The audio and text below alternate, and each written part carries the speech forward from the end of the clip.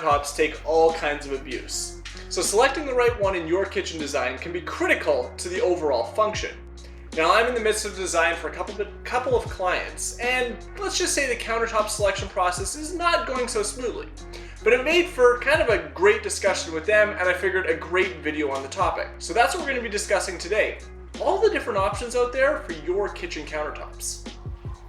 There are lots of different countertop options available on the market today. So everything from ceramic tile, stainless steel, all the way up to kind of your higher end options of marble, granite, and quartz countertops, or kind of the natural stone variety, if you will. However, I don't want to spend a whole bunch of time discussing all of these different varieties available, and I want to focus on the more common ones we use here in North America. So that being laminate, quartz, solid surface, marble, granite, and the wood form or butcher block as it's more commonly known. So we're going to start and go through each of them in terms of cost, durability, how porous and heat resistant are they, how much maintenance do they require, and what might be the best choice for your kitchen design.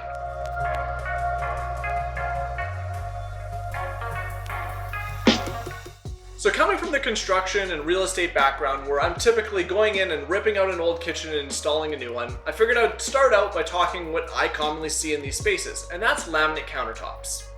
So laminate is often viewed as sort of the lowest budget option when it comes to a kitchen countertop, but that's not always true, so we'll talk a little bit more about that in a second.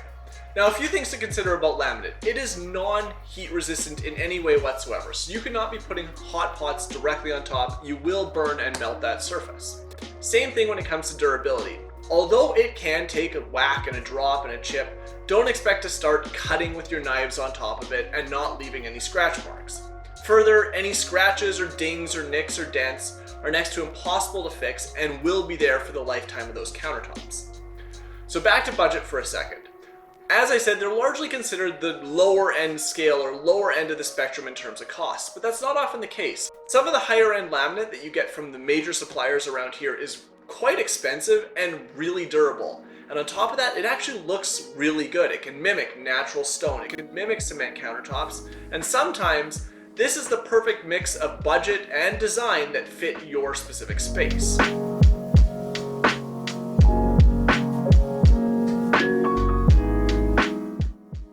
So moving along, we have the solid surface countertops, and the most common name you've probably heard of Corian.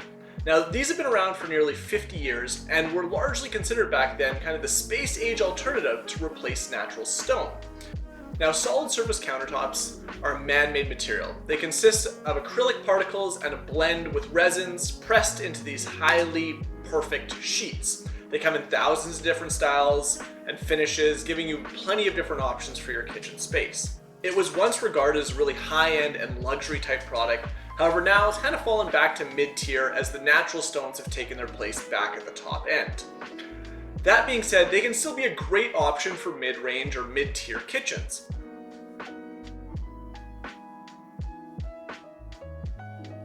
The beauty of solid surface countertops comes in their functionality.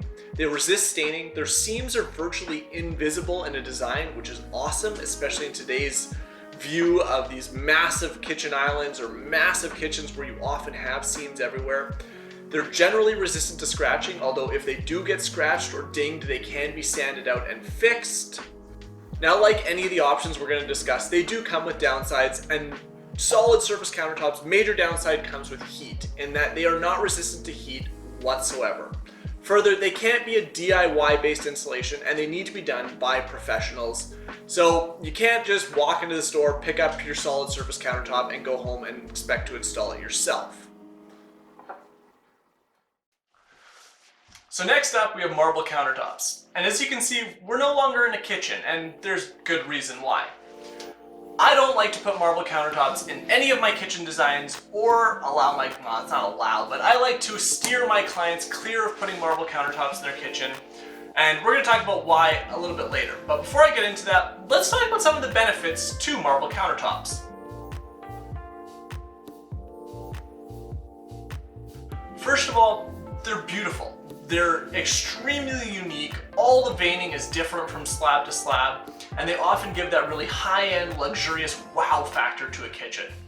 Secondly, they're water resistant, hence why they're in a bathroom here, and heat resistant. You can grab that pot off the stovetop, grab it out of the oven, set it directly on your countertop, and you don't have to worry about it at all. But let's talk about the cons for a second. So why don't I like putting them in any of my designs? Well, first of all, they scratch and pit relatively easily, and fixing them is really difficult and quite expensive if it can be done at all. Second of all, although the variety of marble designs really varies now, and so does their cost, from really unique high-end colors and veining all the way to the more basic ones, it is still one of the more expensive stone options, and it can be mimicked quite well in a man-made quartz. So still relatively expensive. Now, it cannot be DIY installed either, but I don't really knock any of the stones for that because, well, generally they should all be done by professionals. But the last big reason I don't like putting marble countertops in any of my kitchen designs is because they're porous. That coffee spill, that spaghetti stain that flings out of the pot as you grab a meatball, or even that red wine glass that got knocked over at a dinner party, I don't want to be worrying about that. I don't want to be constantly running around making sure stuff is wiped up immediately. I don't even want to think about it.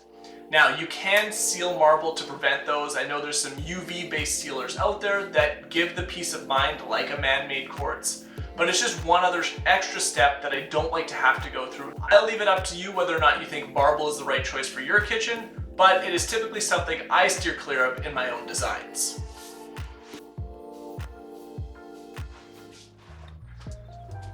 Moving along our kitchen countertop options, we have granite. Now, for some time now, granite has been viewed as that luxurious and elegant countertop choice for kitchens. Even modest or mid-tier kitchens adorned with granite countertops can often look far more luxurious than they really are, and it just gives that wow factor, kind of like marble. Historically, granite has always been an expensive stone countertop choice. However, as supplies have increased and engineered stone or quartz countertops have become more commonplace, granite has actually come down quite a bit in price, and you can often find options available in the same tier as quartz countertops. But is it the right choice for you? Let's talk about the pros and cons. So first off, there's thousands of different granite choices out there. I think it's upwards of 3,000 different varieties of granite that can be chosen from for your kitchen countertops. That's guaranteed to find one that fits your design. Second of all, they're nearly entirely resistant to heat. So once again, grab that pot off the stove, set it on the countertop, and you don't have to worry. On top of that, you could even grab your knife and chop directly on your countertop, although you're probably going to ruin your knives. So I maybe wouldn't recommend that. Finally, they're nearly maintenance-free, although some varieties should be sealed with a sealer to prevent any materials from leaking in because they can be porous depending on the design.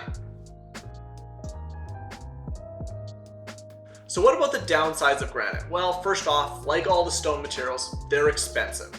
And if you get into a kitchen with tons and tons of countertop space, the price can really add up quickly.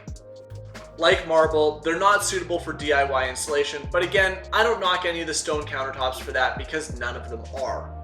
Lastly, the biggest downside to granite countertops is they can fracture or crack if they become stressed or they were improperly installed. Now, this isn't a common occurrence, but I have seen entire island slabs crack in half because of some structural or lack of integrity at a specific vein that wasn't noticed during the manufacturing process and happened once it was finally installed. Now, that's a really unfortunate event after you spent thousands of dollars on this slab of stone.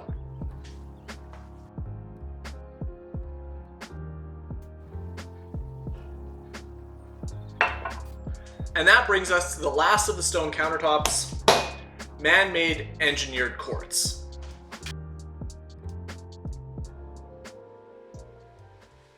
So it's important to remember that when I'm talking about quartz, I'm not talking about quarried full slabs that have been cut into sheets. I'm talking about a man-made engineered product. It typically consists of about 93% or greater crushed quartz, and this is pressed into slabs with resins.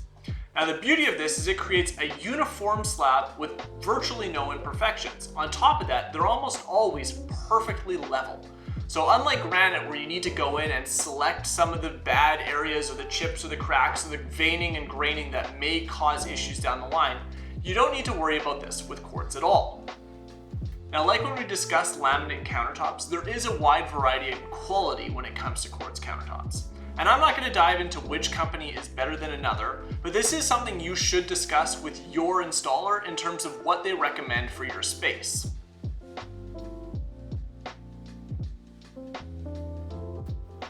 Alright, so let's talk about some of the benefits to quartz countertops. Now, as I've talked about stone countertops in the past, I said DIY installation isn't necessarily possible.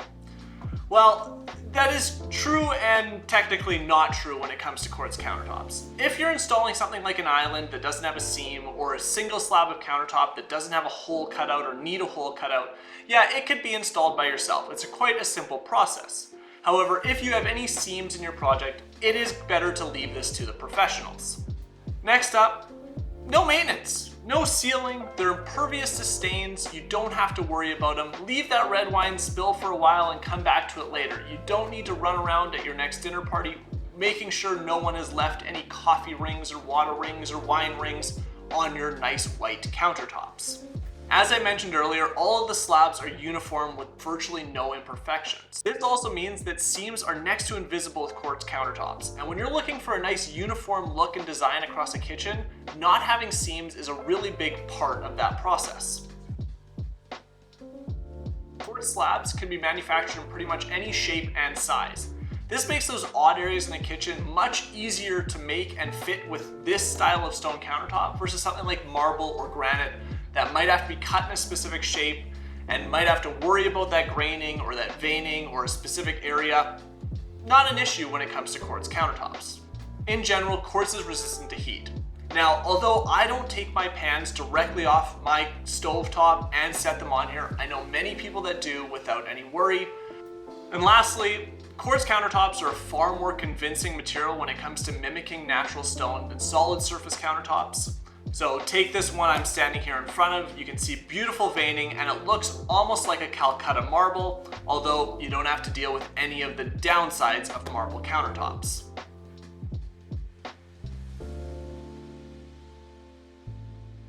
Now, quartz countertops aren't without their downsides.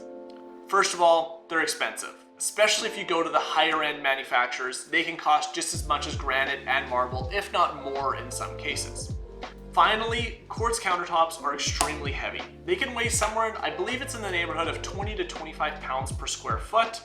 And if you think about that multiplied over a 5-foot by 10-foot island, that is a lot of weight sitting on those cabinets below. So you need to be sure that those cabinetry, and not even just the cabinetry, but the toe kicks or the feet system, whatever you have underneath, can support that weight. Now again, if you've followed any of our renovations on this channel in the past, you'll notice that I build all of my own toe kicks out of 2x6 material, and I make sure my countertop weight is transferred directly down to those toe kicks, so I don't need to worry about the weight of this stone at all. Now again, those few negatives, the expensive part and the weight, completely are outweighed by the pros of using this material in terms of creating a functional, beautiful looking kitchen.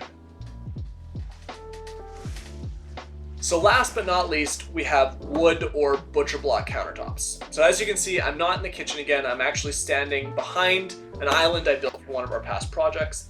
And I love including wood in all of my kitchen designs, and butcher block being at the very, very top of that list. I think it adds a warmth and elegance that's really hard to mimic with any other material. So let's talk about their pros before we get into anything else. So first of all, when it comes to cost, they're probably your most affordable option for countertops. Taking that one step further, they're really easy DIY installation, and that will save you even more money. Now, I know a lot of clients in the past have wanted stone countertops, but it wasn't necessarily within the budget at the time. So we designed the kitchen for those stone countertops in the end, but in the meantime, we used butcher block as a placeholder. This saved them several $1,000s. It still gave them a beautiful kitchen, but all they had to do was put up with a little bit of maintenance for a few years while they saved up for those stone countertops. So let's talk about some of the downsides to butcher block countertops. And the biggest one is maintenance. They're going to need to be looked after on a moderately consistent basis. I'm talking, half year to year at the most, if you want to keep them looking brand new. Second, if not sealed, they are relatively porous. It's a wood material, so if you spill red wine and you don't have sealer that has penetrated the wood in that area, you probably will lead to a stain. Even water glasses that are sweating on the outside can often leave water rings on top of butcherblock counters. So bringing this full circle and thinking about design and functionality, if you really want to include butcherblock in your kitchen design and don't want to endure all of the maintenance, just make sure you're using it in a suitable location.